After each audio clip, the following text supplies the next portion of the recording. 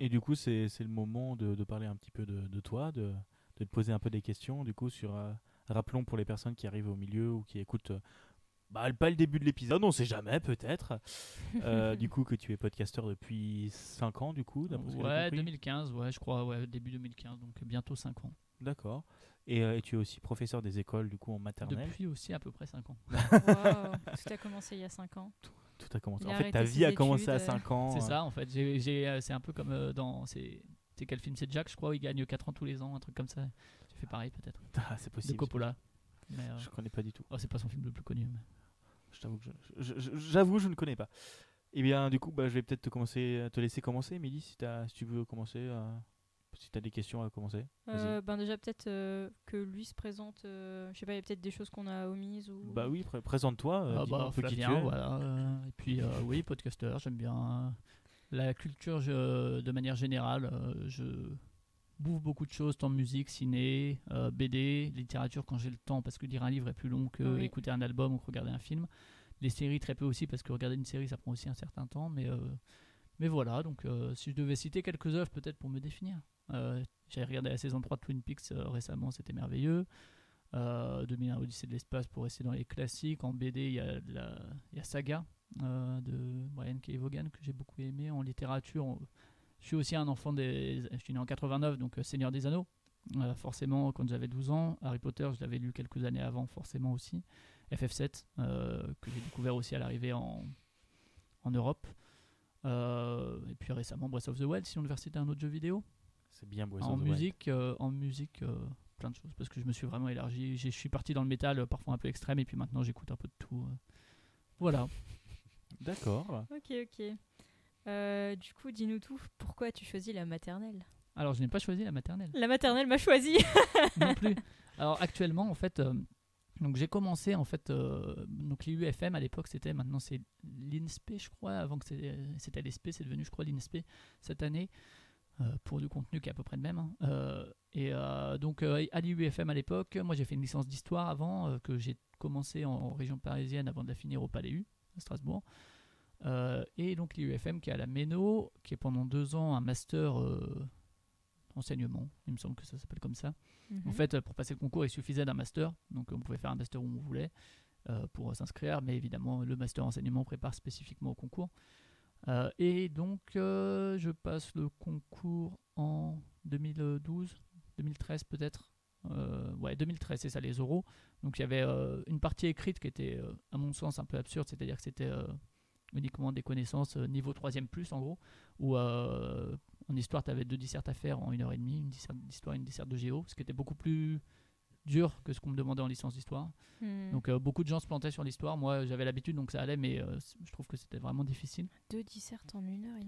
Ouais, c'est ça. Ouais. C'est impossible. C'est par exemple sur la création de l'identité nationale par l'exemple de Jeanne d'Arc, tu vois. Donc tu as 45 minutes pour travailler là-dessus.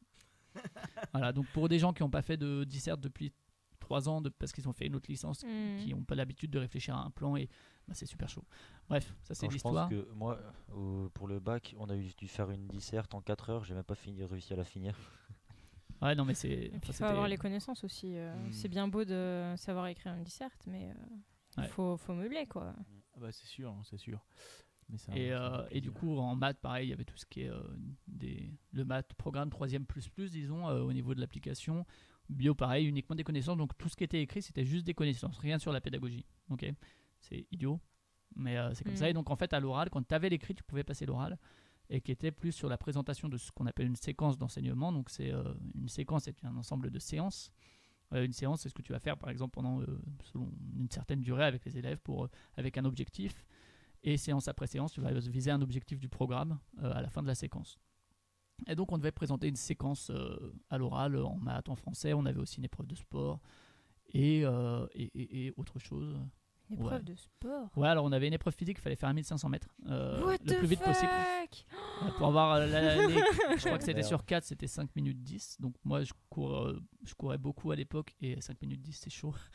Et donc voilà. Mais laisse tomber, quoi. Enfin, prof de l'extrême. Ah bah je vais pas faire un stit, hein, on va pas se mentir. Mais je sais pas si ça existe encore, hein. Cela dit, les concours ont changé. C'est grave. Et D'ailleurs, puis... au passage, le truc de sport, ça me rappelle l'échauffement à la course, c'est de la course. Exactement. Et donc voilà, il y a eu diverses épreuves qui étaient plus axées pédagogie, mais ce qui est absurde dans cette mouture du concours que j'ai passé, c'est que moi je connaissais des collègues étudiants qui étaient très bien en classe parce qu'on avait quelques stages, pas assez mais quelques-uns, donc ils se débrouillaient super bien, très à l'aise avec les gamins et tout, et qui passaient pas l'écrit tout simplement parce que c'était pas des gens à concours quoi. Enfin, ils aimaient pas bachoter, et la fois où ils ont eu l'écrit, ils ont eu l'oral dans la foulée quoi. Et juste ils ont dû faire 3 fois l'écrit qui n'avait rien à voir avec ce qu'on attendait de nous en classe. Bref, moi l'écrit ça allait. Et là, j'ai raté mon oral, par contre. Et j'ai repassé l'écrit dans la foulée, une semaine après les résultats de l'oral. Bien sûr, je l'avais pas préparé avant parce que tu te dis, bon, si j'ai l'oral, ça va me faire chier d'avoir bossé pour rien. Du coup, en une semaine, j'ai rebossé, j'ai eu l'écrit. Et ce qui me permettait, en fait, à la rentrée 2013, donc en septembre, d'avoir un tiers-temps payé mi-temps. Donc, c'était plutôt pas mal. Ça me faisait bosser juste le vendredi, plus de stages de 2 semaines dans l'année. Donc là, j'ai eu des CE2, donc de 8 ans, qui est sûrement le niveau que j'aime le moins en primaire. Alors, primaire, je vais dire un truc qui sera vite oublié, mais primaire, c'est maternelle et élémentaire. Quand on parle de l'école primaire, c'est vraiment de 3 ans à 10 ans. Quand vous dites école primaire, en général, on le dit pour l'élémentaire. Tu vas passer à l'école primaire au CP, non, c'est l'école élémentaire. Voilà. C'est le petit point chiant. Donc les CE2, un jour par semaine, donc là, c'est assez chiant, il faut le dire. Assez difficile, mais bon, je les avais que le vendredi, ça me permettait de bien préparer, etc. Je complétais une directrice qui sont eux déchargés un certain nombre de jours selon le nombre de classes dans l'école, qui m'a bien aidé, l'école était sympa et tout ça, c'est juste la classe qui était compliquée. Et donc, sur cette année, j'ai repréparé mon oral que j'ai eu donc en 2014, c'est ça. Et donc, rentrée 2014, alors c'était ce qu'ils appelaient la session exceptionnelle, parce que c'était entre 2 moutures du concours qui sont vraiment différentes dans l'approche. J'avais passé mon mémoire de master aussi en M2, donc là, j'avais plus de mémoire à préparer. Et donc, rentrée 2014, 100% en classe, c'était à l'INGO, et c'était en maternelle, en moyenne section, où j'avais 30 gamins, toute la semaine. Il y avait encore les mercredis à l'époque. Et donc, si je dis que c'est important le côté master, c'est parce qu'aujourd'hui, en tout cas, il me semble, si ça n'a pas changé avec l'INSPE, on ne sait pas, mais en tout cas, ceux qui avaient leur concours à l'écrit sont mis à mi-temps en classe, et ils restent à mi-temps pour leur M2. Donc, ils doivent en même temps faire la classe et leur mémoire. Donc, je trouve que être en mi-temps en classe la première année, c'est quelque chose de plutôt positif parce que ça te permet d'y aller plus soft. Par contre, avoir le mémoire en même temps, c'est affreux. Ouais, non, tous les échos que j'ai eus, c'est vraiment compliqué parce qu'en plus, le mémoire, je sais pas si vous avez fait des mémoires ou des trucs un peu costauds en termes de préparation, mais en fait, même quand tu le fais pas, tu l'as à l'esprit. Et en fait, le travail en classe, c'est pareil. C'est-à-dire que même quand tu bosses pas, tu as l'idée que tu pourrais bosser pour améliorer plein de trucs, surtout la première année. Donc voilà, je trouve que c'est un peu délicat, mais voilà. Donc on est suivi par des tuteurs ou des tutrices. Et ça s'est bien passé. Alors ça faisait beaucoup, 30 gamins de 4 ans. Mais surtout qu'on avait une génération de moyens, c'était des moyennes sections. Assez difficile. J'avais d'autres collègues qui en avaient. C'était dans une assez grande école puisqu'il y avait une 20aine de classes entre maternelle et élémentaire, donc c'était un groupe scolaire. Mais l'école était très cool, tant d'un point de vue j'ai découvert un truc en étant prof, c'est que je m'attache beaucoup en fait à l'architecture des bâtiments pour me sentir bien ou non. C'est un truc dont je ne savais pas du tout avant de voir plusieurs écoles. Mais en fait, dans une école où les collègues sont cool, les gamins sont cool et tout, mais si l'architecture, je me sens oppressé, pourtant je suis pas claustro, je me sens pas à l'aise. Voilà. Et donc là, il y avait beaucoup d'espace, ce qu'on a une ATSEM, donc c'est les personnes qui nous aident en classe, à la fois pour la préparation, pour la mise en œuvre des ateliers d'apprentissage, etc. Des gens vraiment essentiels en fait en maternelle.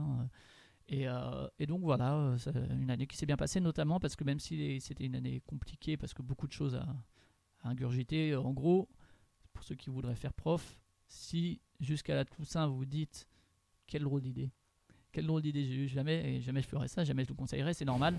Je pense qu'à peu près pour tout le monde, jusqu'à la Toussaint, début novembre, c'est très très compliqué parce qu'on te demande beaucoup de choses. En termes de préparation, on exige de toi des trucs qui ne sont pas forcément cohérents avec la réalité de la classe, la gestion d'un groupe.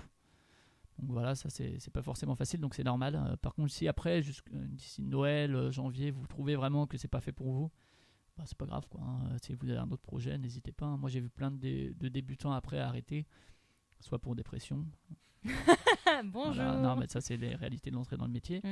Que ce soit d'ailleurs la première année où tu es stagiaire ou la première année de titularisation, ce qu'on appelle les T1, c'est que tu as été validé pour être enseignant, donc tu es fonctionnaire. Et c'est ta première année en tant que titulaire. Il y a aussi des arrêts réguliers à ce moment-là. Mais il y a aussi des arrêts parce que les gens ils se rendent compte que c'est pas pour eux, donc là c'est plus positif, ils ont un autre projet de vie. Voilà, hein, je veux dire, on peut pas forcément envisager avec notre formation qu'est-ce que sera la réalité du terrain. Donc voilà, première année là-bas, et notamment parce que l'école, les collègues étaient très cool, donc très bonne ambiance d'équipe, c'est très important aussi. Ouais, C'est un métier qui peut être très en équipe ou très solitaire, c'est-à-dire que si tu es dans une école où tu n'aimes pas tes collègues, où tu t'entends pas spécialement, tu n'as pas spécialement d'affinités, tu peux aussi bosser tout seul et puis te retrouver tout seul, manger tout seul et tout ça. C'est une possibilité, c'est bien d'avoir les deux, parce que du coup, si tu es avec des gens avec qui tu as des affinités et tout, tu peux mettre en place des projets à travers les classes et compagnie. Donc voilà, et depuis, donc ça c'est ma première année, je ne vais pas revenir en détail dessus, mais depuis je suis remplaçant, ce qu'on appelle ZIL, zone d'intervention localisée. Il y a deux types de ZIL, deux types de remplaçants, il y a les ZIL comme moi et les brigades. Les brigades, ça va plutôt être pour tout ce qui est les formations, donc remplacement en général prévu à l'avance. Les ZIL, ça va être tout ce qui est remplacement non prévu ou parfois prévu, ça peut être les congés mat, les congés de longue maladie ou les absences courtes au jour le jour pour maladie ou quoi, donc, ou pour enfants malades ou que sais-je. Et donc ZIL, voilà. Et en fait, la différence, c'est que ZIL, c'est à Strasbourg, on a 10 circonscriptions, de Strasbourg 1 à Strasbourg 10, ça va, c'est à peu près logique. Et donc, c'est des zones restreintes géographiquement, donc tu peux pas ou rarement être envoyé en dehors de cette circonscription. Par exemple, moi je suis à Strasbourg 4, donc au niveau de Strasbourg, il y a tout ce qui est l'Elzo, tout ce qui est la route de Schirmeck.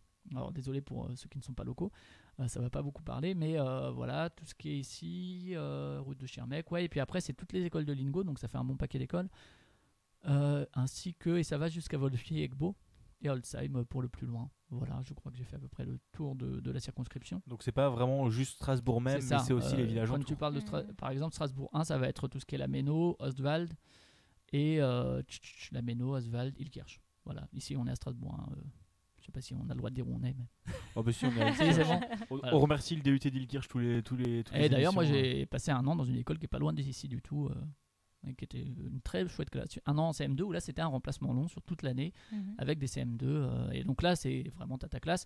Alors qu'il y a d'autres années, bon, j'ai fait aussi plusieurs congés maths où là c'est plusieurs mois. Donc pareil, là tu prends en charge la classe comme si c'était la tienne. Tu prends tes marques quoi. Voilà, tu as vraiment le temps de mettre en place des projets, ce genre de choses.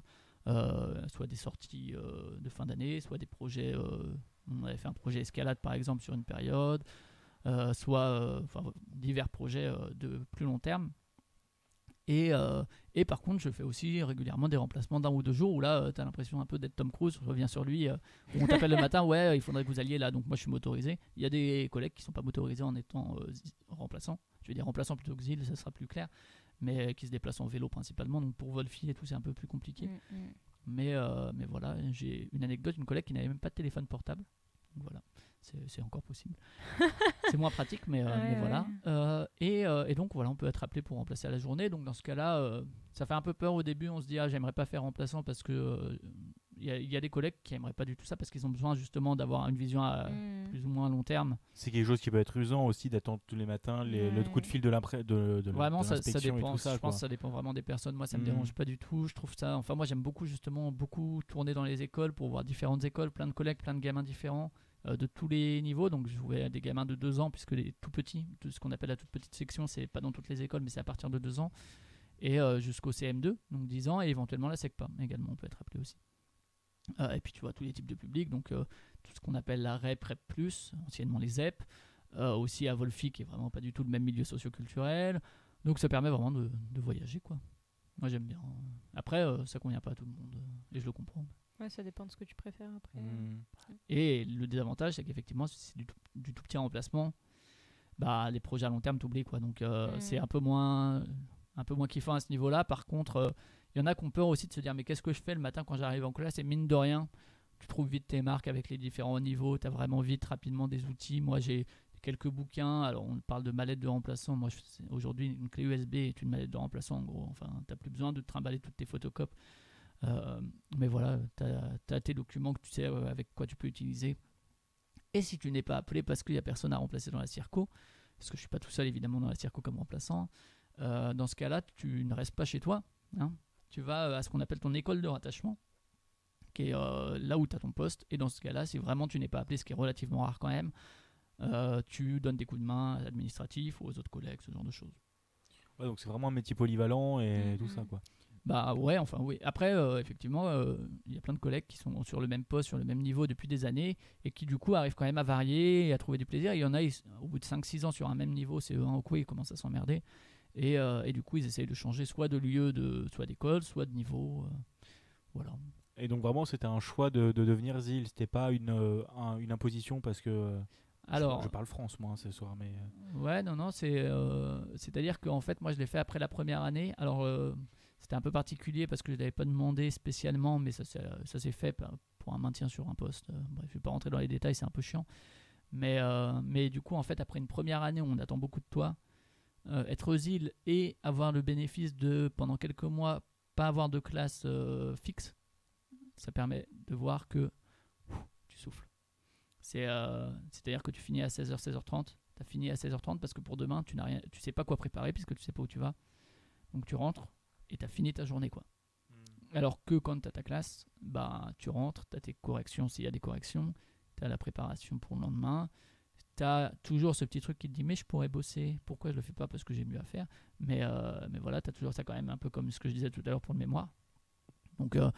Donc voilà, moi je trouve que c'est vraiment un truc que je peux conseiller aux débutants et que quand je les vois, je leur dis bah, si t'as pas peur effectivement de stresser trop, de pas dormir la nuit parce que tu sais pas ce que tu as le lendemain, ça permet de faire. Après, des fois, première année que tu fais ZIL, et ben pouf, allez, on te met une école à l'année à la rentrée. Hein. Et par exemple, quand j'avais eu les CM2, sans rentrer dans les détails, mais j'ai appris à la rentrée que j'allais avoir cette classe à l'année, donc t'as pas le temps de préparer. T'as des vraies vacances parce que du coup tu prépares pas, donc tu profites de tes vacances. Par contre, après tu galères. Voilà, à la rentrée, t'as tout ce qu'on appelle les programmations, les progressions, donc c'est en gros de septembre, octobre on va faire ça, ensuite octobre, novembre, décembre on va faire ça. C'est les différentes périodes en fait entre les vacances parce qu'il y a quand même les vacances, faut le rappeler, hein, qui est quand même un bénéfice indéniable. Non, faut le dire. Franchement, c'est prof. Non, mais faut le dire, hein, c'est un avantage clairement. Enfin, Oui. faut arrêter. Enfin, moi, je sais que faut arrêter de dire oui, mais on bosse tout le reste de l'année. Ok, mais on a quand même ses vacances, quoi. Enfin, c'est quand même important de le dire. Quand tu vois toutes les autres professions qui ont que 5 semaines de congés payés, faut pas cracher dessus, quoi. Enfin, il faut arrêter de dire oui, mais vous voyez pas le reste. Ok, mais c'est pas grave en fait parce qu'ils font pas notre boulot. C'est normal qu'ils voient pas le reste. Ils voient qu'on est en vacances et clairement, c'est un avantage, quoi. Enfin. Faut pas non plus cracher dans la soupe, quoi. C'est sûr. D'accord, ouais, bah du coup c'est vraiment un métier vraiment multiples facettes et tout ça. Mais après d'un côté, ZIL, t'as pas tout ce travail de préparer pour le lendemain et tout ça. Sauf si t'es à long terme, quoi. Est-ce qu'il finit en général par arriver dans l'année parce qu'il y a un congé mat, parce qu'il y a une maladie qui se prolonge, parce que quelqu'un s'est blessé ou quoi. Donc c'est très rare qu'on finisse. Et vous faites tourner du coup les congés longue durée. C'est pas toujours une personne qui aura fait par exemple un congé sur 3 mois et après l'autre. En général, sur un congé mat, ça va être la même personne. Pour les enfants. Oui, mais je veux dire après, une fois que t'as fait un congé de maths, est-ce que tu auras une chance d'en avoir un deuxième longue durée Ça dépend en fait. En début d'année, tu indiques tes préférences à l'inspection. Donc l'inspection, c'est notre hiérarchie. Par exemple, les directeurs ou directrices ne sont pas nos supérieurs. Il faut le savoir parce que dans le secondaire, les proviseurs sont les supérieurs, il me semble. Dans le primaire, tout ce qui est direction, c'est des collègues, comme les autres, qui sont là aussi, qui ont un autre rôle et qui ont plein de contraintes de gestion d'équipe et tout. Mais c'est pas les supérieurs. Notre supérieur, c'est l'inspection académique. Donc dans chacune des circonscriptions, on a une inspection. Et qui sont aidés, donc il y a l'inspecteur ou l'inspectrice, aidés par des conseillers pédagogiques qui sont spécialisés plus ou moins, qui sont aussi des intermédiaires. Et donc en fait l'inspection au début de l'année nous dit est-ce que tu as des préférences sur tel cycle. Donc cycle 1 ça va être maternelle, cycle 2 c'est CP, CE1, CE2 et cycle 3 c'est CM1, CM2, 6e. Et 6e aussi ? Ouais, 6e aussi, ouais, depuis quelques années. Ouh. Et voilà, il y a toute la relation entre le CM2 et la 6e à gérer. Donc on nous demande ça et après ils essayent au mieux de répondre à nos demandes, mais enfin si quelqu'un en maternelle est absent et que toi t'as mis non moi je veux qu'il y ait de CM2, bah tu vas quand même parce que c'est le job, quoi. Enfin oui, c'est ton taf, quoi. Voilà, quand t'es ZIL en tout cas par choix, t'as choisi ça et tu sais que ça fait partie du contrat entre guillemets, quoi. D'accord. Le bon Kinder surprise. C'est ça. C'est ça. Moi après j'ai la chance de bien aimer beaucoup la maternelle. Pour le coup j'ai commencé en maternelle, j'aime beaucoup ça. Et j'aime beaucoup aussi CP, c'est intéressant aussi. CE1 également, j'aime beaucoup le CE1. Et CM1, CM2, il n'y a que le CE2 où vraiment j'ai du mal parce que les enfants ils commencent à faire les grands. Ils pensent être capables de plein de choses alors qu'en fait il y en a plein qui n'ont pas encore l'autonomie pour le faire. Du coup ils prennent plein d'initiatives qui vont droit dans le mur. Et c'est fatigant. Regardez maître, j'ai mis le poisson rouge dans l'aspirateur. Il ne fallait pas, c'est pas de ce domaine, mais c'est du coup par exemple, utiliser des abréviations ou des trucs comme ça, alors qu'en fait, ils sauront pas se relire. Alors qu'en CM2, c'est qu'ils savent le faire et c'est cool. Enfin, avec les plus grands, tu peux vraiment aller plus loin en termes de discussion, de débat sur plein de choses. Ça, c'est chouette. Les maternelles, bien sûr, c'est différent, mais voilà, j'aime bien les. Par contre, en termes d'abréviation, moi, on m'a commencé à me teacher ça seulement à partir de la 4e. Oui, c'est un problème, ouais. Parce que moi, quand j'avais des CM2, je regardais des fois les devoirs. Bon, moi, je fais des phrases, etc. Et eux, ils mettaient ça à leur sauce. Alors certains, tu leur dis non, fais pas ça parce que en fait, ils ont essayé et t'as vu que ça va marcher. Ou par exemple, l'écriture de leçons aussi. Parce que pareil, il s'agit de les faire écrire parce qu'au collège ou au lycée, on t'apprend à écrire beaucoup sous justement la dictée, etc.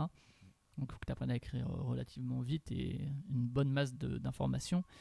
Là, ça concerne plus le cycle 3, hein, bien sûr, donc tout ce qui est CM1, CM2. Et donc il y en a qui effectivement... alors c'est rigolo parce que dans les cahiers, chacun a ses trucs. Alors tu as ceux qui font des points, des stabilos, des machins, et t'en as qui font des gros pavés.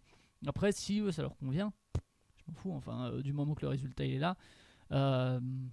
Par contre, ceux effectivement où tu vois qu'il y a des trucs qui sont passés à l'as parce qu'ils ne maîtrisent pas encore ça, tu revois et tu reviens un peu en arrière avec eux. Mais moi je sais que les grands, tu leur dis on fait comme ça, il n'y a pas de souci parce qu'au collège tu vas apprendre à faire ça. Donc si tu prends cette habitude et que ça te convient et que ça marche, il n'y a pas de souci quoi. Mais bon après ça c'est... pareil, les abréviations, je crois que on a commencé vraiment à en parler vers 4e, 3e. Ouais. Et pareil, même après en seconde, je trouve... Seconde, c'est pas tellement différent au final de ce qu'on peut dire. Je trouve que la seconde, c'est pas tellement différent du collège, à part en termes d'ambiance, parce que tu arrives au lycée, tu es beaucoup plus libre, etc. Mais en termes de cours, c'est que mon expérience personnelle, hein, c'est peut-être pas une généralité, mais c'est quelque chose où les profs sont quand même derrière toi, te suivent encore. Ça change avec la première et terminale. La première et terminale, c'est vraiment un ravin entre les deux, je trouve. Les leçons deviennent plus difficiles, les profs sont moins derrière toi, sont un peu plus en mode débrouille-toi. Et après la fac, je peux pas témoigner.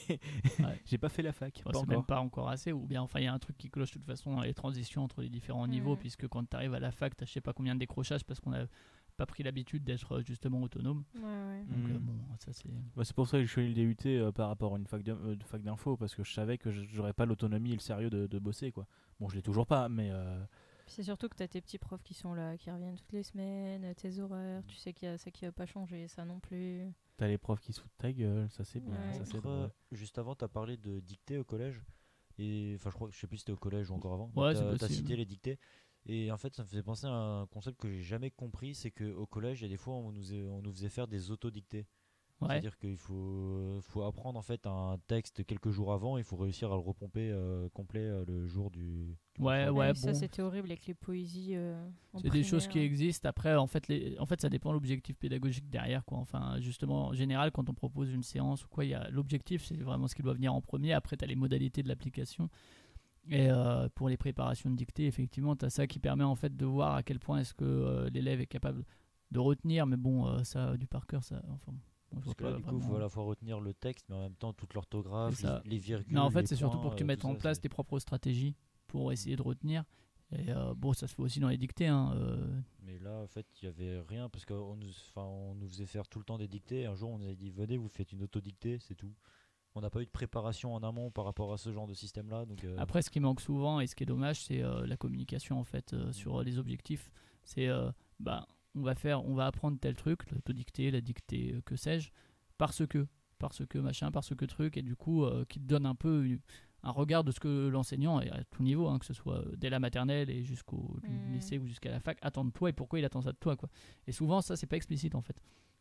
C'est vrai qu'après, les élèves ils peuvent facilement dire mais qu'est-ce que tu fais Et c'est pour ça que souvent tu es là et dire mais ça sert à rien. Et il y a plein de trucs qu'on apprend dès l'élémentaire qui servent à rien concrètement. Ça, c'est, enfin, à mon sens en tout cas, des trucs que tu vas pas avoir l'utilité concrète dans ta vie quotidienne. Mais si au moins on arrive à t'expliquer la démarche de l'enseignant derrière pourquoi, alors des fois c'est un peu chronophage, on n'a pas toujours le temps de le faire, mais c'est bien de le faire par moment, quoi, avec des élèves que tu sens perdus ou que tu vois qu'en fait c'est ça le blocage, c'est qu'ils ne voient pas le sens derrière. L'explicite, quoi, on ne prend pas le temps d'expliciter, quoi, parce que ça, en fait quand tu es adulte, il y a plein de trucs que tu as automatisés, quoi. Et les premières années tu es là et c'est très difficile d'évaluer le niveau des élèves et ce que tu peux attendre d'eux parce que tu as tellement automatisé de choses. Et enfin voilà, essaye de te rappeler comment t'as appris à lire, quoi. C'est super compliqué. Alors je faisais comment et surtout les méthodes d'enseignement de la lecture ont pas mal changé ces dernières années. Ouais, et puis il y a plein de méthodes différentes, hein, donc voilà, mais Mais juste, c'est quelque chose qui, dans ta vie d'adulte, quand tu es alphabète, tu peux, c'est très difficile de se remémorer ça et donc de mettre des mots dessus. Et donc, quand tu te retrouves face à des difficultés, bah, c'est très difficile de voir comment y remédier, et notamment également en maths. Alors, il y a plein d'erreurs où tu vois pourquoi en fait il l'a fait, et tu comprends, et du coup là tu es là et tu es content parce que tu sais sur quel levier tu vas pouvoir appuyer. Et des fois tu es là et tu te dis mais comment c'est, où il est 2 allé. plus 3, 46, mais quoi? Ouais, non, mais des fois tu es là et alors tu essaies de lui demander. Là justement c'est là où tu entres dans la communication, et des fois il est incapable de te l'expliquer quoi. Bah, je me suis dit que pomme ça voulait dire poire, c'est pareil. Ah ouais, mais pourquoi, tu vois, enfin pourquoi pas parce que... Mais et ça c'est... La remédiation, c'est pas toujours facile, quoi. La remédiation, c'est vraiment quand tu as une difficulté, essayer de trouver les raisons et puis de comment est-ce qu'on peut la surmonter. Mais ouais, donc voilà, effectivement, c'est polyvalent. Après, c'est pas dénué de difficultés, hein. On sert un gouvernement quand même. Il faut pas l'oublier. Non, mais moi, c'est un vrai paradoxe que j'ai. Alors là, pareil, je vais pas m'étendre plus que ça parce qu'on a tout ce qui est les devoirs de neutralité, de réserve et compagnie. Oui. Et je sais plus exactement quand est-ce que ça commence ou ça s'arrête. J'ai peut-être déjà dépassé, mais peu importe. Et faut pas oublier qu'effectivement on est agent de l'État et que ça pour moi c'est un gros paradoxe personnel, c'est-à-dire que toujours mon patron c'est quand même Macron, ou si c'est Le Pen qui passe ce serait Le Pen, et c'est vraiment des problèmes qui me tous les jours où je me dis je suis quand même, et que j'essaie quand même de transmettre aux élèves d'une manière ou d'une autre en rappelant que s'ils prennent quelque chose de moi, qu'ils le fassent de manière consciente, que pas forcément qu'ils se méfient, quoique. Avec des CM2, tu peux dire ok, prenez pas pour acquis ce que je vous dis. Si vous acceptez, c'est que vous avez fait la démarche d'accepter, pas juste parce que je suis l'autorité, etc. Enfin, c'est aussi tout le côté compréhension de l'information et traitement de l'information. Et puis ça, on le voit, tu vois, quand tu travailles en histoire sur l'éducation de Jules Ferry et compagnie, bullshit, quoi. Enfin, c'était un gros colonialiste et toutes les raisons derrière pour justement monter contre l'Allemagne, etc. Et enfin, c'est important qu'ils aient conscience de ça, qu'on est quand même des vecteurs potentiels de propagande, quoi, clairement. Et ça, c'est toujours, enfin, c'est problématique de toute façon, moi, d'un point de vue personnel. Après, il y a tout ce qui a le corollaire de ça, c'est tout ce qui est la liberté pédagogique, où tu as le devoir de neutralité, etc. Hein, ça, rien à voir avec ça, mais juste la façon dont tu vas, entre guillemets, transmettre, parce que l'idée de transmission a aussi évolué, c'est plus maintenant si frontal, si dans un sens. T'es plus dans la position de l'accoucheur de, je crois que c'est Platon qui faisait ça, où en gros l'élève a déjà ses connaissances en lui, et comment est-ce que tu vas les faire émerger, ou en tout cas comment tu vas, il n'y a pas l'idée juste que ce soit dans une seule direction, quoi. Et du coup chaque enseignant a ces programmes là, donc on a des programmes, on peut questionner ces programmes, et d'ailleurs enfin pourquoi est-ce qu'on apprend ça plutôt que ça, pourquoi en histoire ça reste très centré sur la France. Heureusement, les réactions des élèves sur justement certaines choses qu'on voit en histoire sont assez rassurantes de ce côté-là, même sur les fake news et tout, ça c'est assez cool. Les programmes de géographie par exemple sont vachement chouettes maintenant, c'est je sais plus, mais les réseaux de communication à travers le monde, tu vois, c'est plus juste connaître la Seine et puis le Mont Blanc, tu vois, qui était un peu chiant. Je me souviens qu'en histoire, c'était vraiment le programme de terminale qui m'avait bien marqué, puisque c'était toute l'histoire des devoirs de mémoire. Ouais, mais ça c'est en terminale, tu vois, déjà là moi je te parle. Oui, c'est vachement CM2. plus tard, mais c'est pareil, non, mais au niveau de l'enseignement de l'histoire et tout ça, je trouve autant ça c'est quand même quelque chose de très important. Mais après tu parlais aussi des choses qui sont limite omis et tout ça. Je me souviens que j'ai découvert la guerre d'Algérie au lycée. Genre j'en avais littéralement jamais entendu parler avant. On te parle de Première Guerre mondiale, Deuxième Guerre mondiale, tout le tintouin après. Ouais, et puis l'histoire du genre, tu la vois qu'à la fac si tu fais histoire, quoi. Oui, c'est ça, c'est vraiment le genre de choses que tu vois qui sont...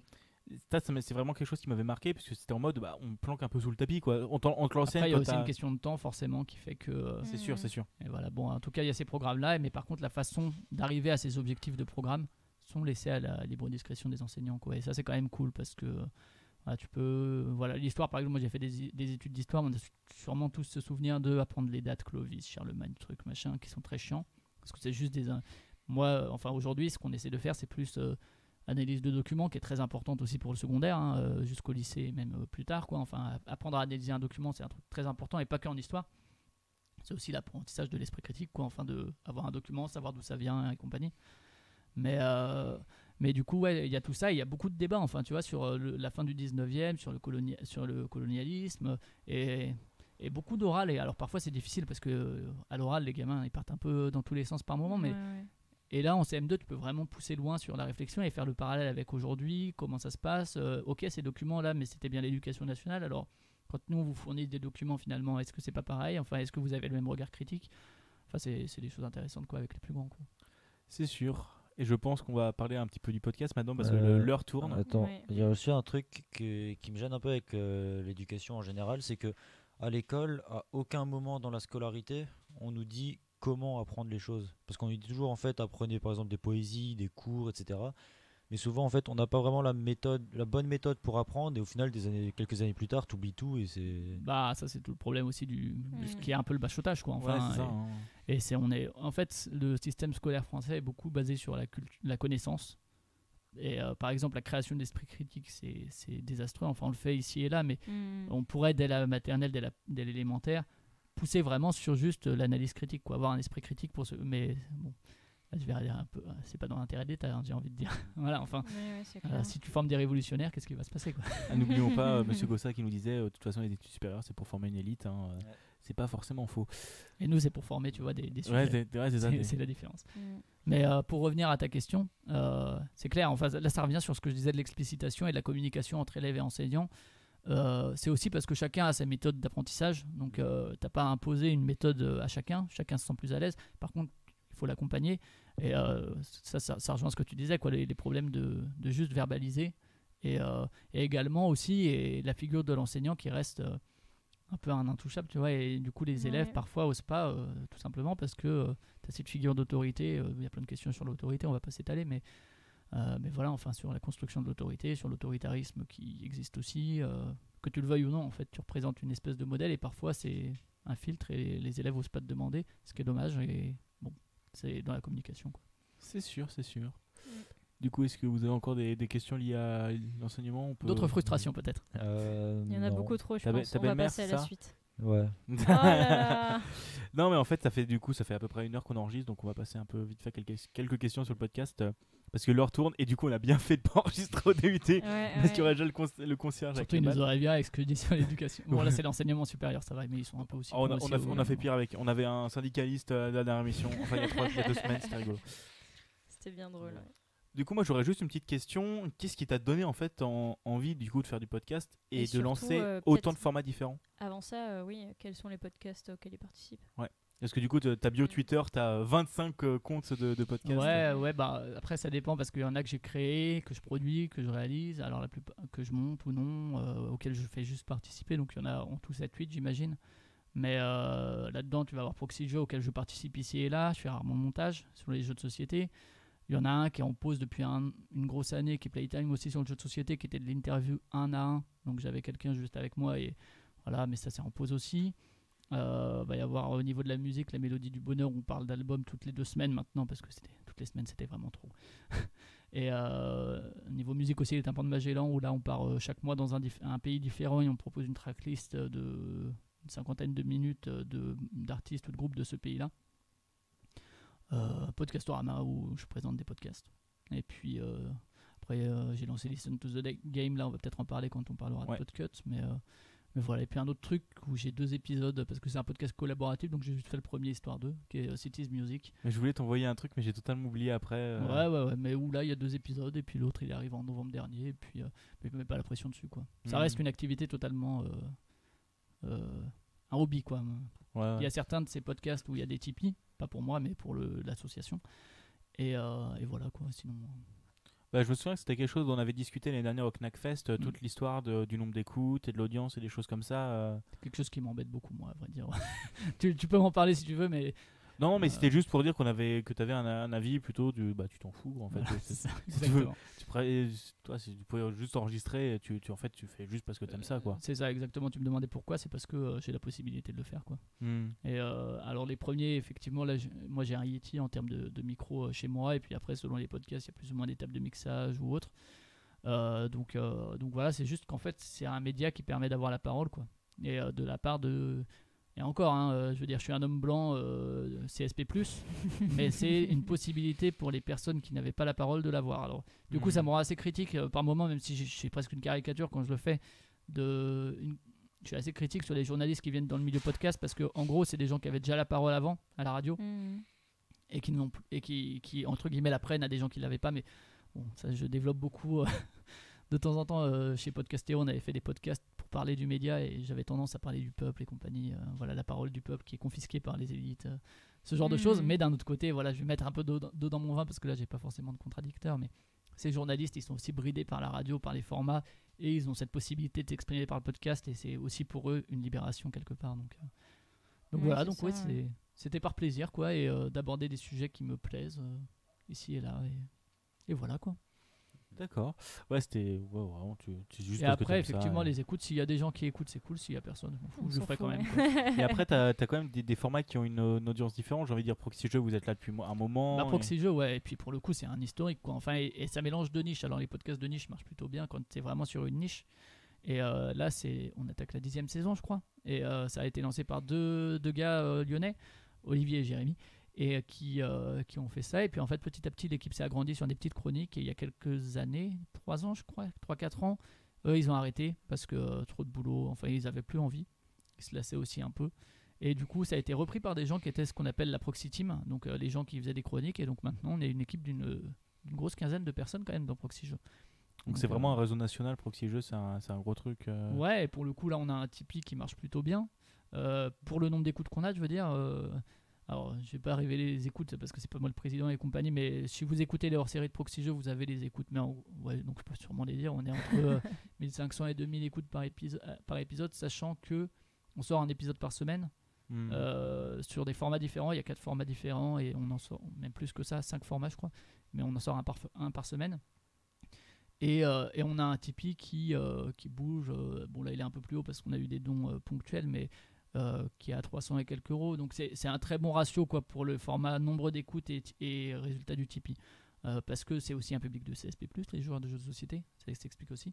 C'est sûr. Mais donc voilà, celui-là c'est sûrement celui auquel je participe qui a le plus d'écoutes, je pense. Capteur d'écran, c'est aussi pas mal, je crois. Ça, je sais pas, je regarde pas. Mais c'est capteur d'écran, c'est sur le cinéma. C'est vrai que je l'ai pas cité, tu fais bien. C'est sur le cinéma avec des locaux aussi de l'État, puisque là on se voit en présentiel, puisque j'ai certains podcasts à distance et d'autres en présentiel. Je préfère toujours en présentiel. C'est plus sympa. C'est plus sympa, oui, clairement. Et donc là, c'est sur le cinéma où on est maintenant 5.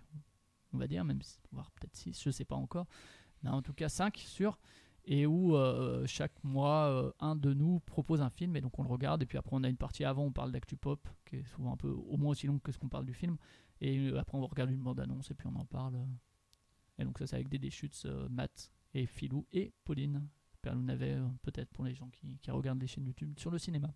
Du coup j'en connais 3 dans l'équipe. Je connais on Matt s'est croisés au Dédé Schutz. Ouais. Yes. Le Knackfest qui revient le 24 avril, inscrivez-vous 25, si vous voulez. je crois. 25 il me semble. Je sais plus, il y a eu le mail qui est parti aujourd'hui. Ouais, je l'ai reçu aussi. Ouais, je crois que tout le monde ici l'a reçu.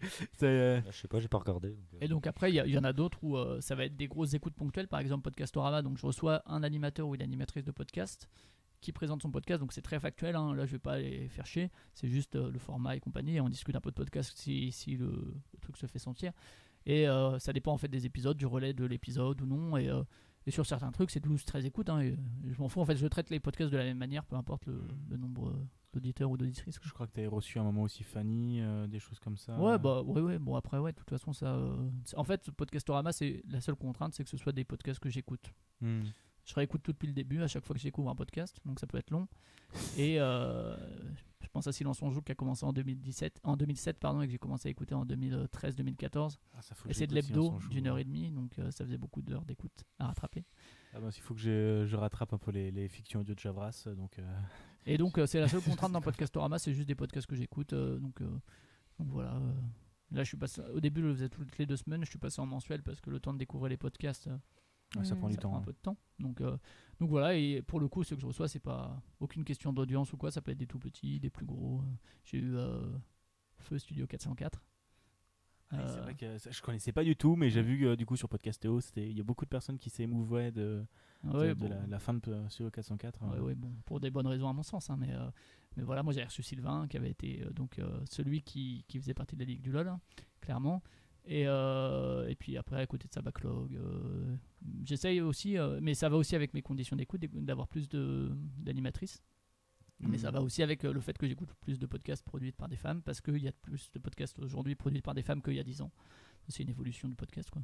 Bah, c'est sûr, le podcast, c'est quand même un média très intéressant, puisque, regardez, nous, on est 4 étudiants dans une chambre et on monte un truc, quoi. C'est vraiment très intéressant et n'importe qui peut parler. Il n'y a pas besoin d'avoir un matos de malade. En fait, après, il faut quand même avoir l'idée de le faire, tu vois. Oui. Je connais pas, enfin, j'ai pas d'amis personnellement qui soient des femmes qui m'ont sorti comme ça, ben tiens, je vais faire mon podcast, etc. C'est quand même le fait de prendre, en fait, le fait de prendre la parole, etc. C'est quand même quelque chose qui est ancré aussi au fil du temps, quoi. Bien sûr, ouais, bah, ça va avec la libération de la parole des minorités, enfin, quelles qu'elles soient d'ailleurs, que ce soit des minorités sociales, que ce soit des minorités de genre, des minorités au niveau de la couleur de peau, enfin tout ça. Et c'est vrai que ça, c'est une possibilité. Après, encore une fois, tout dépend ce que tu veux en faire. Si tu veux en faire et que tu te dis c'est parce que j'ai envie de parler et que, voilà, et que ça me fait du bien, ou de me retrouver entre potes et de mettre un micro, de faire des soirées où je mets des micros en gros, juste, c'est pas grave, tu t'en fous de l'audience.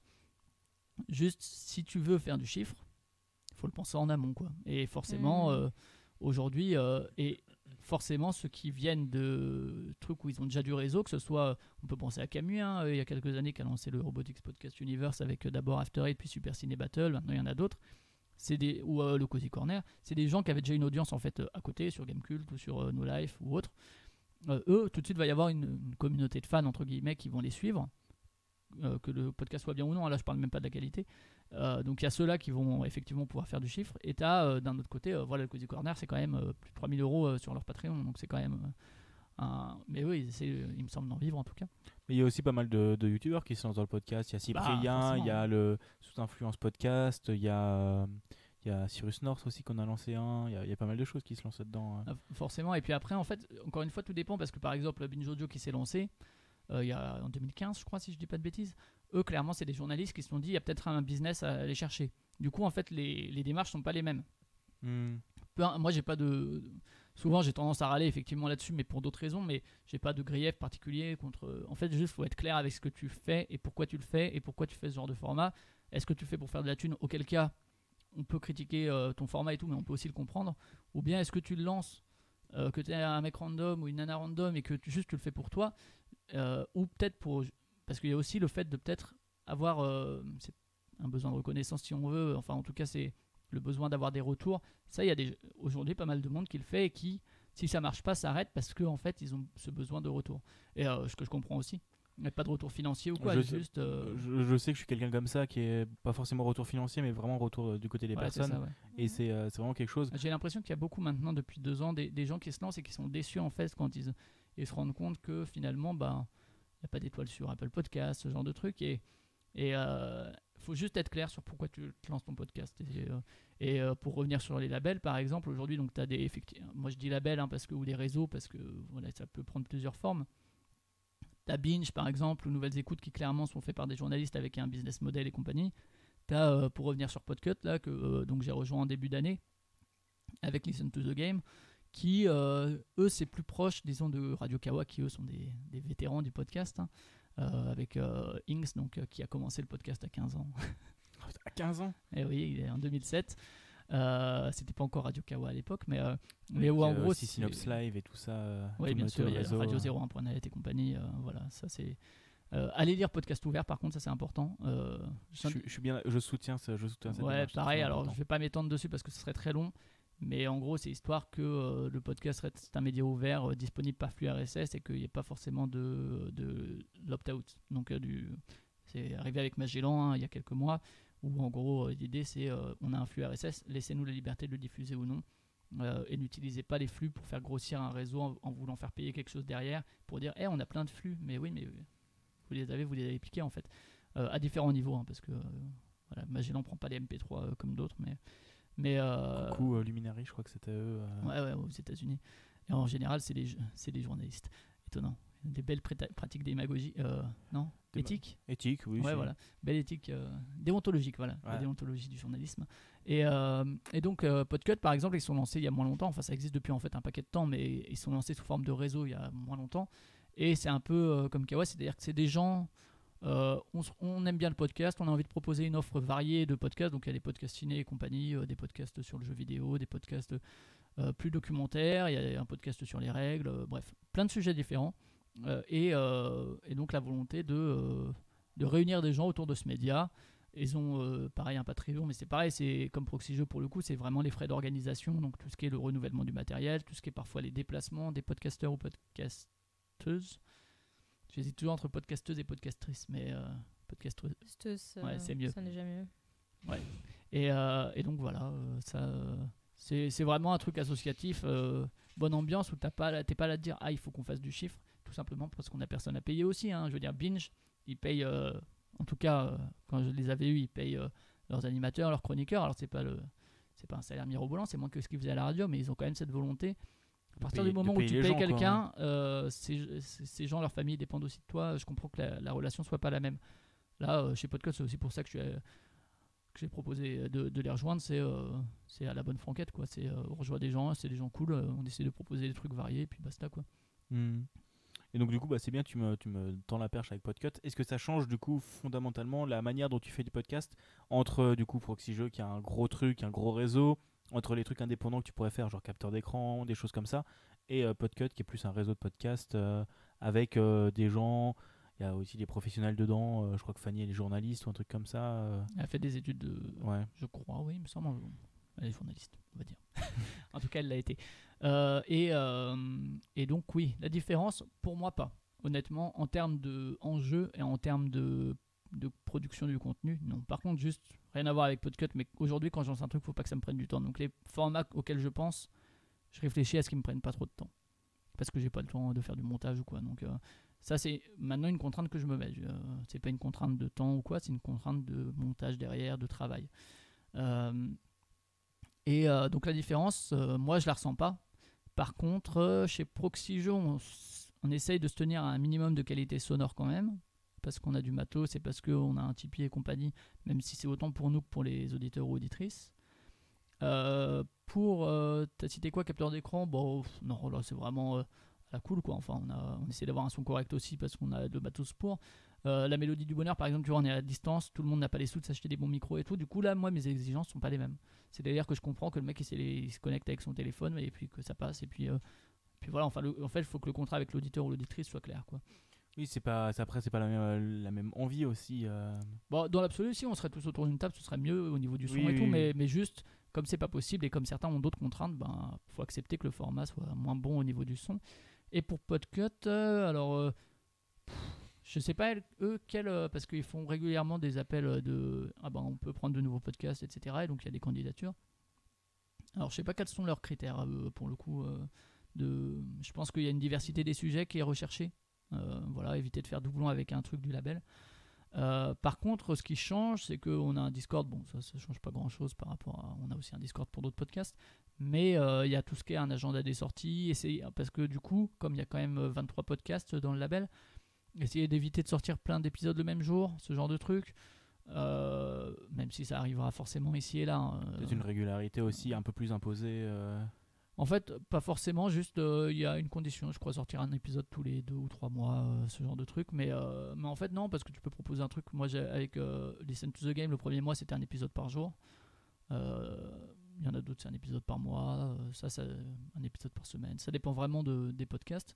Mais juste, il y a effectivement des petits documents à remplir. On a chacun ou chacune des référents de podcast qui, entre guillemets, se chargent de l'autre podcast, donc de relancer les gens s'ils n'ont pas rempli les billets, de demander tu sors un truc cette semaine ou pas, voilà. Et donc on a sans trop en révéler parce que je sais pas ce que je peux dire ou pas, mais logiquement on a une espèce d'Excel de documents partagés où on remplit moi je sors ça là, etc. Ce qui permet aussi pour le Patreon de faire un billet, ce genre de choses. Ça c'est des contraintes que j'ai pas par exemple avec d'autres, mais ça reste assez mineur, quoi. Et ça concerne pas finalement le contenu final que les auditeurs et auditrices entendent, quoi. Il n'y a aucun impact après sur ta ligne quoique ligne éditoriale sur Listen to the Game, je sais pas s'il y en a une énorme, peut-être sur les jeux que tu choisis ou des choses comme ça, mais ouais, et puis sur le projet de départ, quoi. Mais, oui, sur le projet de départ. Mais sinon, je prends les suggestions, c'est aussi un espace d'échange, et justement, tu vois, là, il n'y a pas le retour des auditeurs ou des auditrices, mais le fait que les potes du label, tu vois, viennent te dire j'ai écouté, c'est cool, et puis demander des conseils, tu vois, ne serait-ce que sur le format du nom d'épisode. Moi,